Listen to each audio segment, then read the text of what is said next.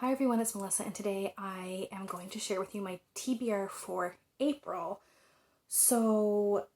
This year I'm trying to limit my monthly TBRs to around 5 or 6 books. And I have a few categories of things I'm also trying to read every single month where I can. So each month I'm trying to reread a book. I'm trying to read a graphic novel, a poetry collection, another nonfiction book, and then just two kind of like wild cards, free spaces, whatever.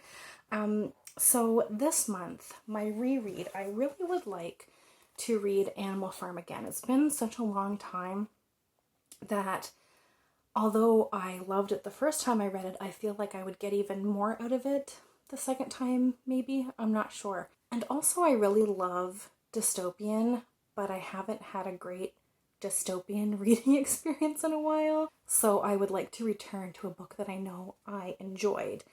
Poetry collection. So I have on ebook River Woman by Katherena Vermette. So I don't know a lot about this poetry collection, but I do know that Katherena Vermette is a Canadian poet. She's of Métis descent, and another goal I had this year was to read more Canadian authors, and I've been failing miserably at that so far, so I would really like to get to that one. For my graphic novel, this is also going to be a read for the Invisible Cities Challenge. So one of the countries for April was Vietnam, and I had this graphic novel. I don't know if this is a graphic novel or graphic memoir or both, so I don't know how much of this is fiction or non-fiction. It might actually be entirely non-fiction. So this is The Best We Could Do by Thi Bui. So it might actually say whether this is a straight up memoir. So it says it is a graphic novel memoir, an intimate look at one family's journey from their war-torn home in Vietnam to their new lives in America. So it is a refugee story about Vietnam and the author's experience. So that is something I'm looking forward to reading.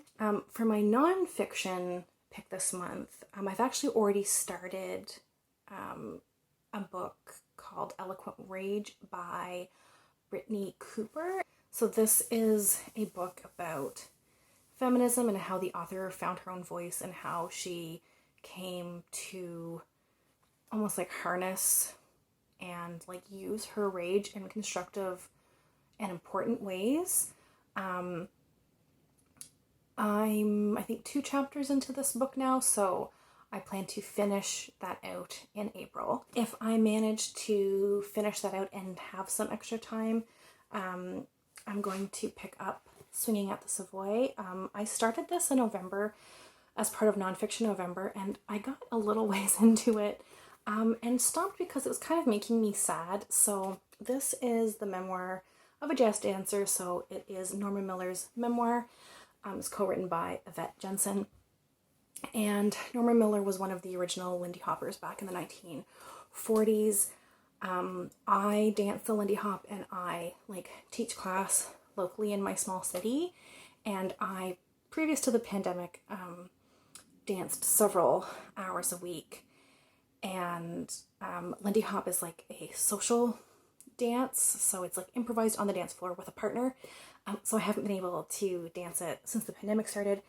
And I read, I think I read like the introduction and like a little bit past that, and just got really sad missing the dance. So if I have time to get to this, I might try and see if I am up for reading it.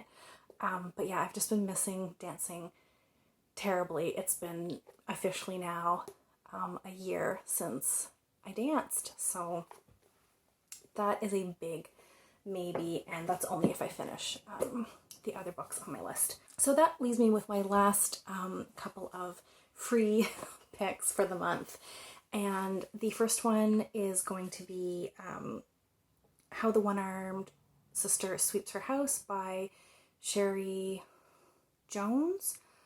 Ooh, I've forgotten that author's name. If I've messed that up, I will, of course, like put it on the screen, put it down below. This I know basically nothing about. I'm going off of pure recommendation. I know it's set in the Caribbean and is a Caribbean author. Janae from Copy and Coffee Writes, I think, talked this book up. And then shortly after that, I started to hear about it more places. Then it was like shortlisted, longlisted, something listed for, was it the Women's Prize? I don't really keep up with prizes. It was shortlisted or longlisted for something. And so now even more people are reading it because it's been listed. But I will be buddy reading this with Scott Nell from Gunpowder Fiction and Plot, just because everyone says it's really great. So the last book on my list is something that I was meaning to finish in February and then didn't even finish in March, and that is Stone of Farewell by Tad Williams. I can't tell you why I didn't finish this, because I am highly enjoying it. I think my reading just slowed down, and I gravitated to like some middle grades and stuff that I was reading that I could get through more easily, because yeah, I was just reading really slowly, and this is a big old book. Yes? I'm almost done. I'll be out in a second. Here you come in. Hello? Hello. Is your video on? It's on. I'm gonna say goodbye now. Oh. Oh, okay. Can you say bye? Bye-bye. Bye. Take care. Thanks for watching. Bye. Handprint video. This is first handprint video. Watch more and subscribe on our videos.